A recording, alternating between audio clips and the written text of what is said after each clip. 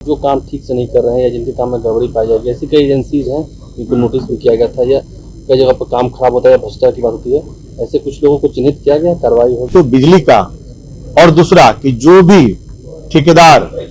और अच्छे ढंग से नहीं करते, अच्छे क्वालिटी में नहीं करते हैं, जिनका काम अधूरा है, जिनका काम बंद है, आने वाले समय में जैसे ही एक माह होगा और उसके बाद जो रिपोर्ट आएगी और उसमें जो लोग भी दोषी पाए जाएंगे उन पर निश्चित रूप से कार्रवाई की जाए। आज लोक स्वास्थ्य अभियंत्रण विभाग के द्वारा नवनियुक्त सहायक अभियंताओं का 104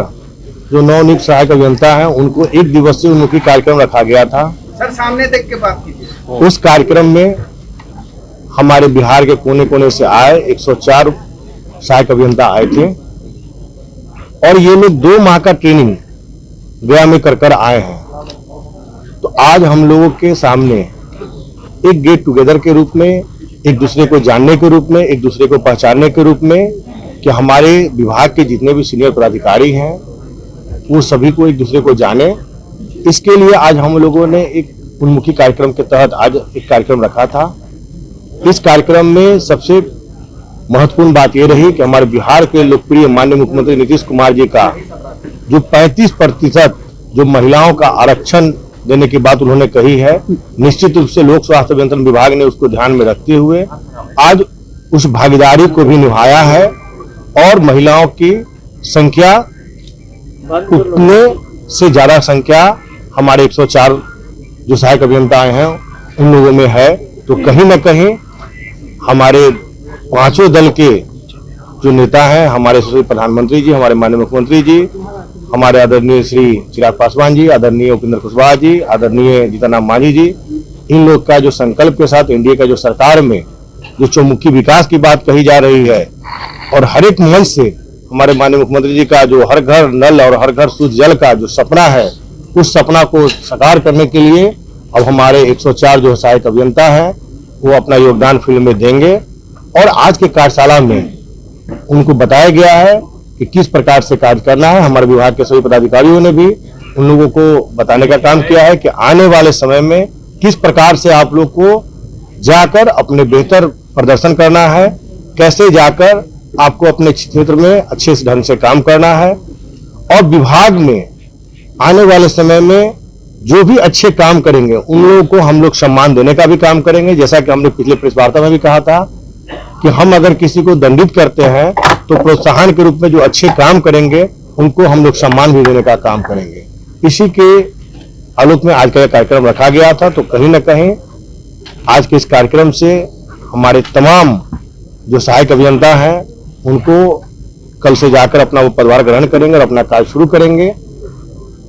और हमारी शुभकामना उनके साथ है कि आप जाएं और आपकी उज्जवल भविष्य की कामना हम करते हैं कि आप दिन दुगना रात चौगुना तरक्की करें और आगे बढ़ें। तो अच्छा, पिछले महीने जो आपने समीक्षा बैठक की थी उसमें आपने कहा था कि जो काम ठीक से नहीं कर रहे हैं या जिनके काम में गड़बड़ी पाई जाएगी, ऐसी कई एजेंसीज हैं जिनको नोटिस भी किया गया था या कई जगह पर काम खराब होता है या भ्रष्टाचार की बात होती है, ऐसे कुछ लोगों को चिन्हित किया गया, कार्रवाई होगी? सर मैं आंसर कर दूं। निश्चित रूप से अभी जो है सभी जगह पर जो हम लोगों ने कहा था 1 माह का हमने समय दिया था तो हो गया, अभी 20 दिन हुए हैं। आप देख लेंगे अभी 20 दिन हुए हैं, उसमें 10 दिन समय और बचे हुए हैं। 1 माह के बाद हमने कहा था, तो 1 माह जैसे ही पूर्ण होता है उसके बाद विभाग चारों जोन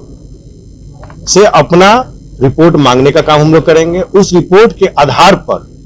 हमने 2 बातें कही थी, एक तो बिजली का और दूसरा कि जो भी ठेकेदार अपने कार्य को पूर्ण रूप से नहीं करते हैं और अच्छे ढंग से नहीं करते, अच्छे क्वालिटी में नहीं करते हैं, जिनका काम अधूरा है, जिनका काम बंद है, उनके ऊपर मैं पुनः कह रहा हूं कि आने वाले समय में जैसे ही 1 माह होगा और उसके बाद जो रिपोर्ट आएगी और उसमें जो लोग भी दोषी पाए जाएंगे उन पर निश्चित रूप से कार्रवाई की जाएगी। मैं आपको विश्वास दिलाता हूँ। मंत्री जी, कई इलाका है पटना के भी, वहाँ भी पानी प्रदूषित मिल रहा है, पीने को मजबूर है, उससे क्या करेंगे? यह जो शहर का क्षेत्र है उस शहरी क्षेत्र में हम लोग नहीं देखते हैं। शहरी क्षेत्र के अलावा जो हमारा है वो ग्रामीण क्षेत्र है। आप अगर ग्रामीण क्षेत्र में कहीं भी बताएंगे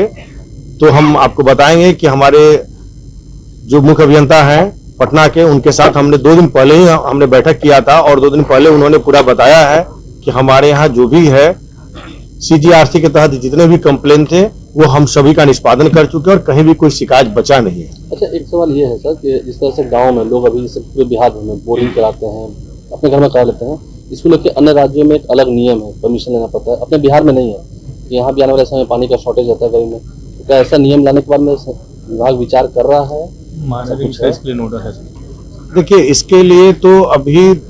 आप जो बता रहे हैं, इसके लिए एक बैठक जो पिछले बार हुई थी, उस बैठक में माननीय मुख्यमंत्री जी ने कहा था कि अपने अपने विभाग से जिन लोगों का रही है, जो दूसरे राज्यों के आपने जो उल्लेख किया है, तो आने वाले समय में निश्चित रूप से हम अपने विभाग का भी बनाकर और जो सामने जो कैबिनेट की बैठक होती है उसमें हम लोग से जो मांगा जाएगा तो निश्चित रूप से हम भी अपने विभाग से देने का काम। तो जल स्तर घट के लगातार उस पर सवाल किया जा रहा है, उसको कैसे देखना है आप? उसके लिए भी कुछ देखिए, जहां जल स्तर घट रही है और जहां पानी का दिक्कत हो रही है, वहां पे जिस जिलों में ये परेशानियां आ रही है, वहां पे हम लोग सरफेस वाटर प्लांट के द्वारा उस जिला में और उस जगह पर हमने पहले भी काम किया है और आगे भी हम लोग काम करेंगे। जहां भी पानी की किल्लत होगी वहां पे हम लोग उसको कैसे बेहतर ढंग से पानी का सप्लाई दे पाएंगे, उसके लिए हम लोग सरफेस वाटर प्लांट लगाने का काम करेंगे।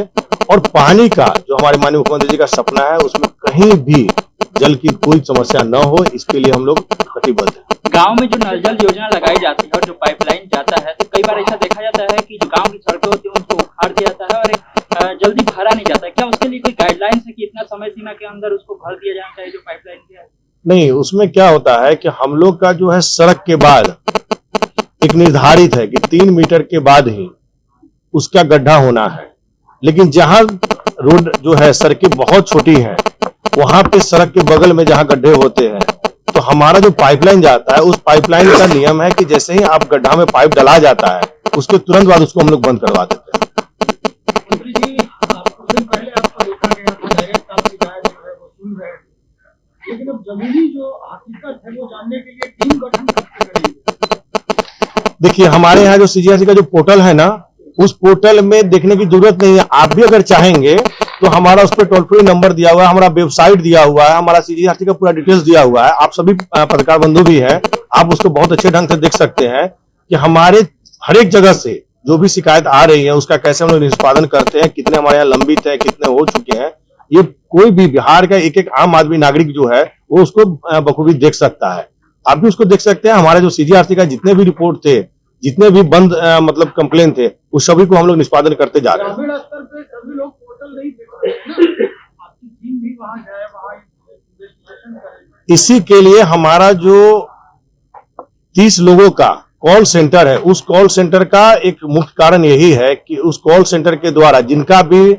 कार्य हो जा रहा है उसका तो उनको रिवर्ट कॉल जाता है और उनसे पूछा जाता है कि आपका जो काम था वो हो गया, आप इससे संतुष्ट हैं। जब वो बोलते हैं कि हम आपके कार्य से संतुष्ट हैं, तब उस कार्य को बंद किया जाता है, उस कंप्लेन को बंद किया जाता है। तो आप जो बोल रहे हैं उसी की समस्या के लिए हम लोगों का 30 लोगों का